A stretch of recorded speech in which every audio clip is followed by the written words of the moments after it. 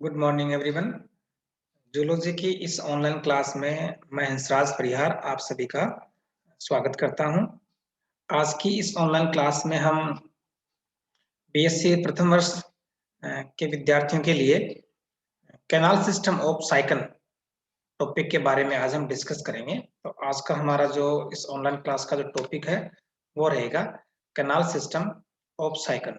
जैसा कि हम जानते हैं साइकिल एक स्पंज है जो कि पोरीफेरा फाइलम का एक मेंबर है और पोरीफेरा फाइलम के जो मेंबर्स होते हैं उन्हें जनरली हम स्पंज कहते हैं और ये सभी सदस्य स्थानबद्ध होते हैं और एक्वेटिक होते हैं, स्थानबद्ध होते हैं और स्थानबद्ध होने के कारण इनके जो सभी फंक्शन हैं बॉडी के जितनी भी ज़रूरतें होती है भले भोजन की हो या ऑक्सीजन की हो, सभी ज़रूरतें कैनाल सिस्टम के द्वारा ही पूर्ण होती है। तो इनका जो शरीर होता है हम जानते हैं कि पोरीफेरा फाइलम के जो मेंबर्स होते हैं उनकी बॉडी पर सूक्ष्म छिद्र होते हैं जिन्हें हम ओस्टिया कहते हैं और एक बड़ा छिद्र होता है जिसे हम ओस्कुलम कहते हैं। इनकी बॉडी में पानी जो होता है ओस्टिया से प्रवेश करता है और ओस्कुलम से बाहर निकलता है।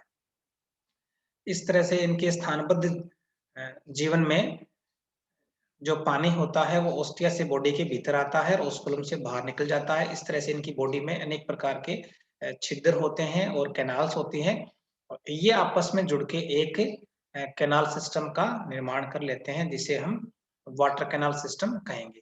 और इस वाटर कैनाल सिस्टम के द्वारा ही साइकिल में फूड और ऑक्सीजन इनकी पूर्ति जो है वाटर कैनाल सिस्टम के द्वारा ही होती है। और इनकी जो बॉडी होती है यानी साइकिल की जो बॉडी है वो डायप्लोब्लास्टिक होती है, हम जानते हैं। इनकी बॉडी में बाहर की तरफ जो परत होती है उसे हम पिनेकोडर्म कहेंगे और भीतरी जो परत होती है उसे हम कोइनोडर्म कहेंगे। पिनेकोडर्म में पिनेकोसाइट सेल्स होती है और कोइनोडर्म में कोइनोसाइट्स या कोलोसेल्स पाई जाती है। और इन दोनों जो लेयर होती है इनके बीच में जो मेसेनकाइम है वो भरा रहता है और इस तरह से इनकी जो बॉडी वॉल होती है इस बॉडी वॉल के अंतर्वलन या बहिर्वलन के कारण इनकी बॉडी में कैनाल सिस्टम वो डेवलप हो जाता है।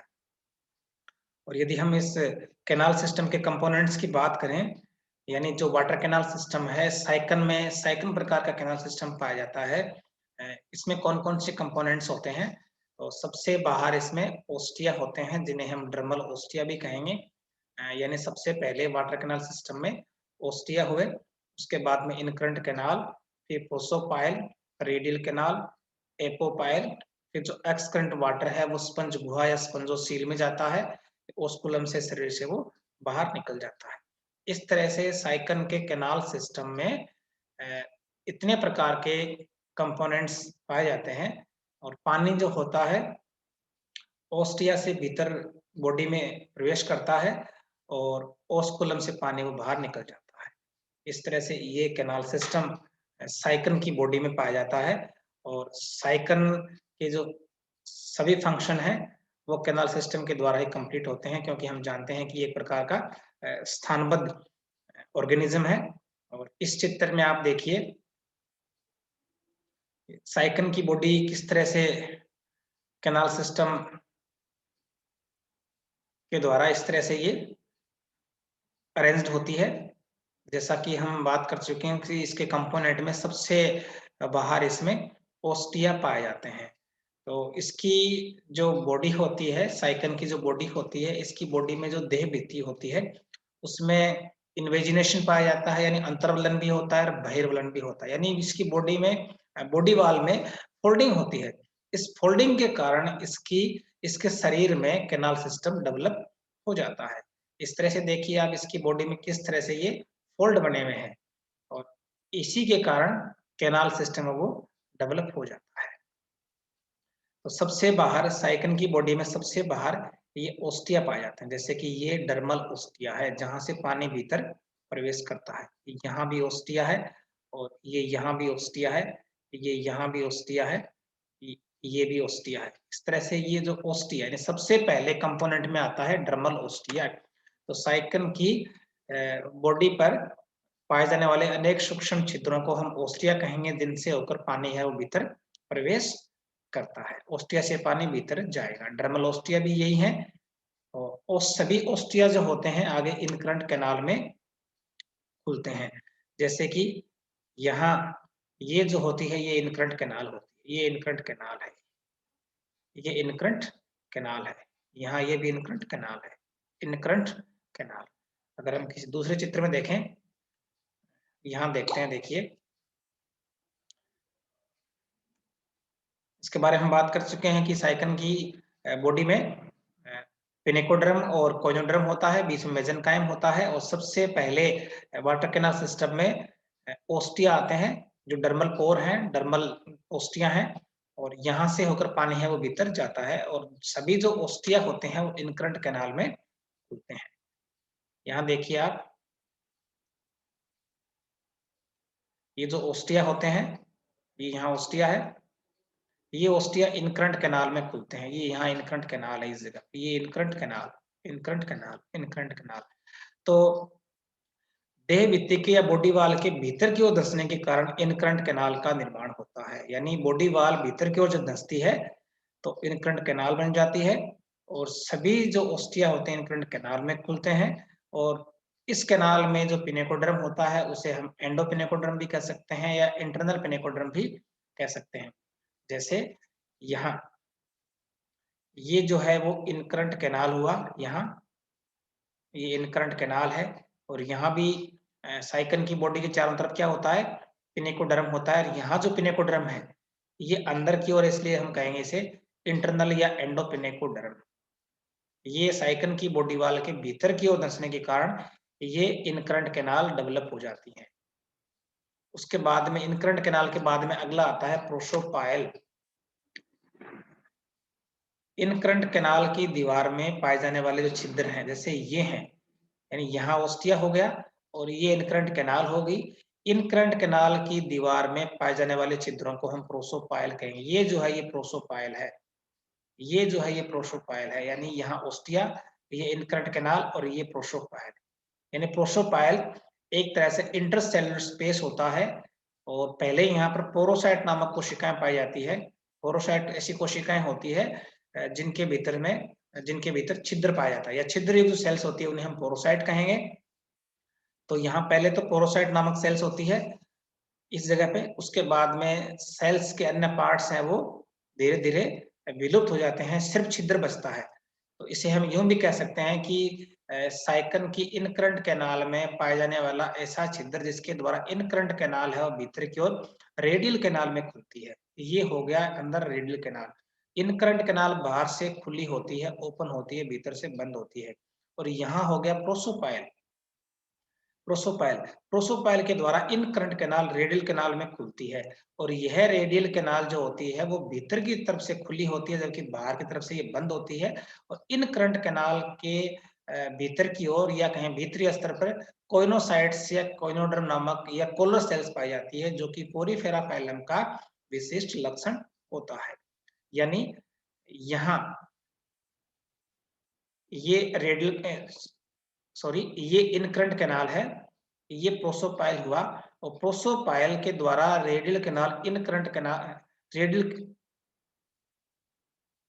ये जो जगह है यहाँ पर, ये जगह इनकरंट कैनाल, ये प्रोसोपाइल। इनकरंट कैनाल जो होती है इस प्रोसोपाइल के द्वारा इस कैनाल में खुलती है जो रेडियल कैनाल है। और रेडियल कैनाल और इनकरंट कैनाल ये दोनों अल्टरनेट या एकांतर क्रम में पाई जाती है। यानी बॉडी वाल के भीतर की ओर धंसने के कारण तो इनकरंट कैनाल बनता है और देह भित्ति के बाहर की ओर या बहिर्बदन के कारण रेडियल कैनाल बनता है। तो इस तरह से रेडियल कैनाल और इनकरंट कैनाल, रेडियल कैनाल और इनकरंट कैनाल ये दोनों एकांतर क्रम में पाई जाती है।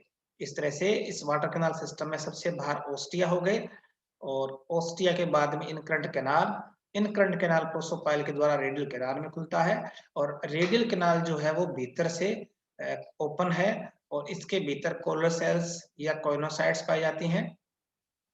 ये हो गया रेडियल कैनाल। रेडियल कैनाल के बाद में आता है एपोपाइल। रेडियल कैनाल जिस छिद्र के द्वारा भीतर की ओर खुलता है या रेडियल कैनाल जिस छिद्र के द्वारा स्पंज गुहा में खुलती है, उसे हम कहेंगे एपोपाइल। यानी यहाँ जो छिद्र है ये एपोपाइल होता है, ये एपोपाइल है, ये एपोपाइल है और ये एपोपाइल है।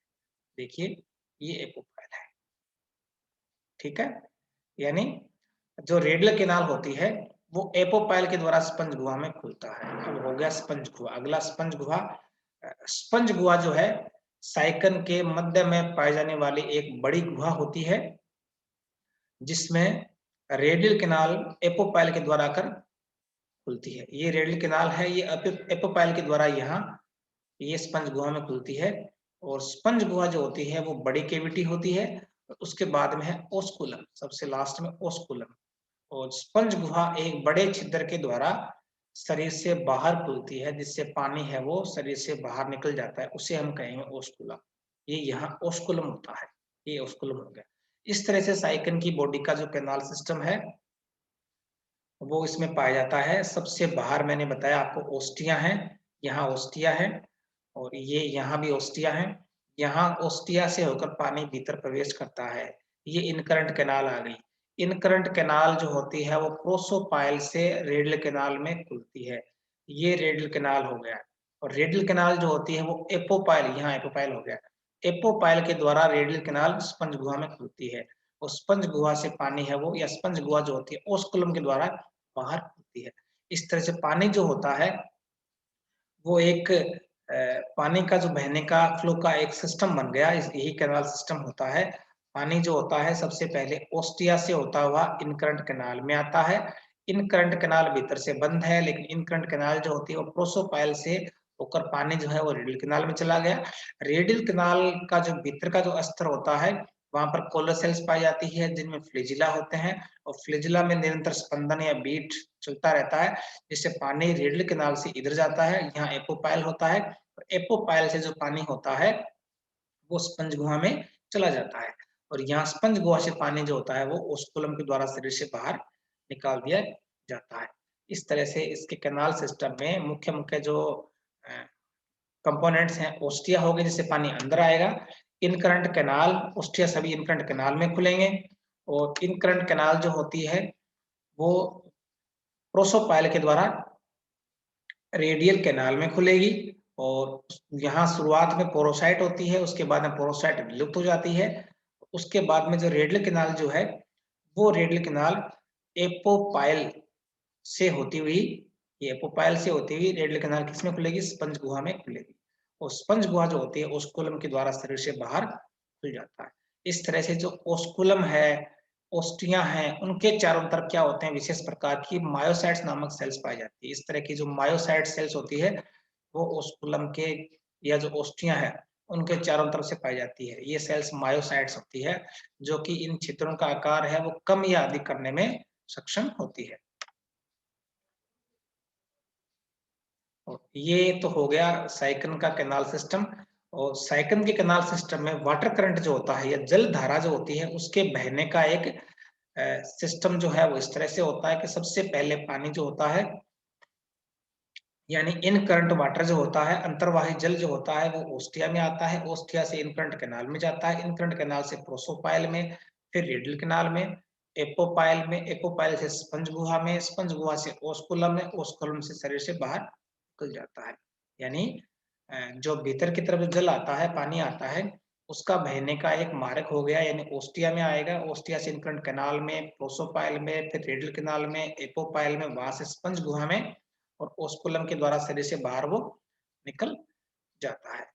इस तरह से साइकन की बॉडी में फोल्डिंग के कारण, देह भित्ति में फोल्डिंग होने के कारण उसकी बॉडी में अ, जो अंतर्वलन बहिर्वलन होता है उस वजह से उसमें कैनाल सिस्टम का विकास हो जाता है और ये स्थानबद्ध होता है साइकन। स्थानबद्ध होने के कारण साइकन के जो बहुत सारे जो कार्य होते हैं वो कैनाल सिस्टम के द्वारा ही संपन्न होते हैं। और जो भीतर जो जल आता है उसी में से साइकिन जो होता है अपना न्यूट्रिएंट्स या कहें जो फीडिंग है वो उससे कर लेता है। और जो पानी ओस्टिया से भीतर आ रहा है उसमें जो क्या होता है, उसका जो न्यूट्रिएंट है या जो भोजन के जो तत्व हैं उनको वो ग्रहण कर लेता है। और जो पानी ओस्कुलम से बाहर निकलता है उसी पानी में जो उत्सर्जित पदार्थ होते हैं उनको त्याग दिया जाता है।